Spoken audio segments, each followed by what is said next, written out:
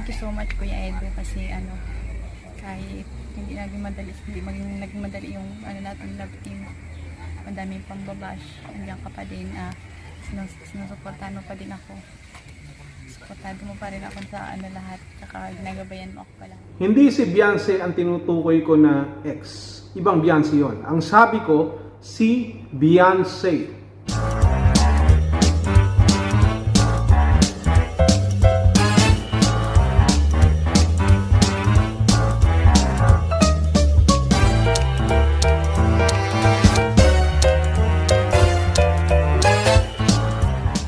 Salamat sa Panginoon kasi lahat po ng kailangan ko po sa kanya, tsaka mga hindi ko po in-expect na tulong dumating po sa buhay ko. Tapos ito po ngayon birthday ko, hindi ko naman po inaasahan, tsaka hinihiling sa kanya na magkaroon po ng ganitong celebration, na magkaroon po ng grande birthday, maganapin sa ngayon pong araw na ito. Ang gusto ko po magpasalamat sa kanya, tsaka sa sa Team Kalingap, unang-una po kay Kuya Bal Santos Matubang. Kung hindi po dahil sa kanya, syempre wala pong mga ganitong mangyayari sa buhay ko. Sobra pong binago po talaga ng Team Kalingap ng buhay ko. Gusto ko po talaga magpasalamat. Ito lang po yung salamat lang na puso po talaga. Gusto po ako magpapasalamat po sa inyong lahat. Kuya Bal po, kay Ate Edna, napaka supportive po na Kuya Bal asawa, sa amin din po. Kasi Kuya Rab po syempre, kay Ate Jack, tsaka kay Dr. Love po, siya po yung kung hindi din po dahil sa kanya, hindi po ako nilapit kay Kuya Rab. Hindi po mangyayari ito sa buhay ko. Tapos kay Kuya Patrick po sa nag-recommenda po sa akin kay Dr. Love, sa kababata ko po. Maraming salamat Kuya Patrick. Tsaka sa partner ko po na si Kuya Edo, love team ko po. Thank you so much Kuya Edo kasi kahit hindi naging madali yung natin love team.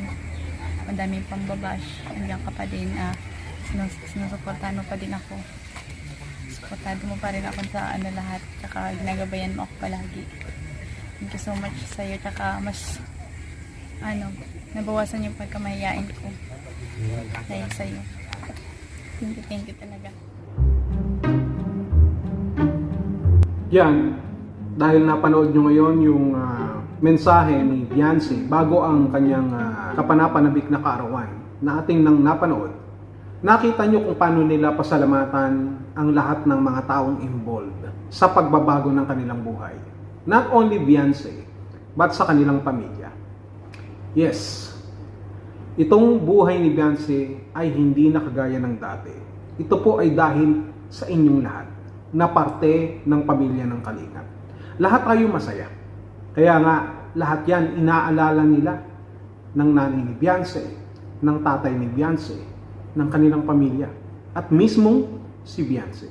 At dahil dito, nag-uumapaw yung kanilang kasiyahan, yung kanilang pasasalamat sa nangyaring ito sa kanilang buhay. Nasabi nila dati ay simple lamang, simpleng selebrasyon. Pero dahil sa mga sponsor, sa mga taong tumutulong, dahil sa Kalingap, dahil sa inyo pong lahat, ito po ay naging posible para mapasaya natin si Beyonce. Kahit ako man, masaya ako na nakikita yung kanilang tagumpay. Lahat tayo naging masaya dito.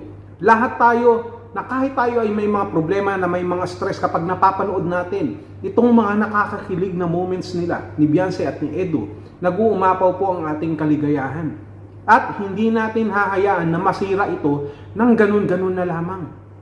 Kaya nagtataka ako, kahapon o kanina, nang nakapag-vlog ako, nagagalit yung iba. Hindi ko maintindihan, pero nagpapasalamat tayo dun sa mga taong nakakaintindi na talaga namang naintindihan nila kung ano yung ibig kong sabihin. At sabi nila, hindi raw matitinag ang EDC, o na kahit ano pang madinig nila sa labas ng Kalingap o kung sino mang basher dyan, ay hindi matitibag, hindi mawawala, hindi masisira ang tambalang EDC.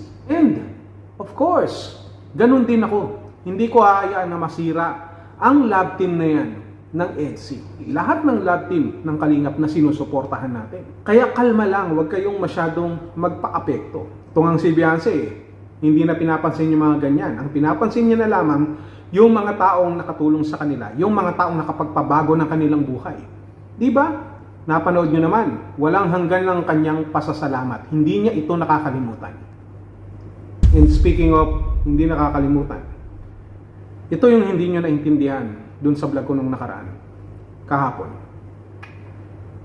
Hindi si Beyonce ang tinutukoy ko na ex. Ibang Beyonce yon. Ang sabi ko, si Beyonce. Si Beyonce sa Amerika. Napunta din ako dati kasi ng Amerika eh. Kaya nagkaroon din kami ng relasyon ni Beyonce.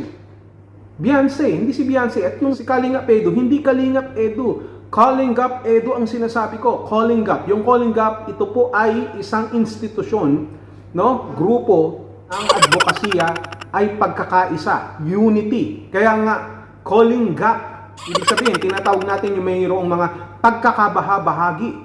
Kalingap. Kalingap Edu. Si Edu, hindi po E-D-U. Ed-du. Means E-D-D-E-W. Parang Mountain Dew. Edu. Siya po kasi yung isa sa founder dyan na ngayon ay jowa ni Beyonce. Yun ang ibig kong sabihin. Si Beyonce, hindi si Beyonce.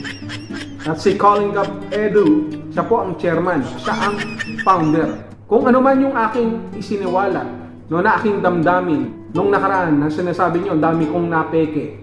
Hindi po peke yun. Nanggagaling po sa akin yun. Naging kami talaga ni Beyonce. Ulitin ko ha. Beyonce.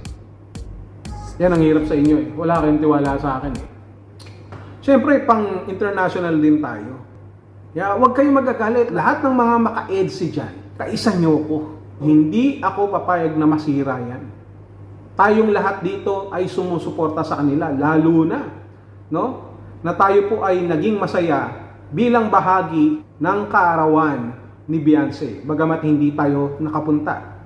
Nalinawan na kayo. Beyonce. Calling Up. Not Calling Up. Calling Up yung foundation. Malinaw na po ba? So wag po kayo masasaktan. Nagkataon lang, naka-birthday ni Beyonce, si Beyonce. Yun ang ibig kong sabihin. Kayo naman eh, ngayon pa nga lang ako babati eh, kay Beyonce. No? Ulitin ko ha. Binabati natin syempre ng happy birthday si Beyonce. Napanood nyo naman sa vlog ni Kalinga Prab, doon sa kanyang premiere na talaga namang napakaganda ng programa, ng kabuuan, ng selebrasyon ng birthday ni Beyonce mula umpisa hanggang dulo. Deserve po nila yan.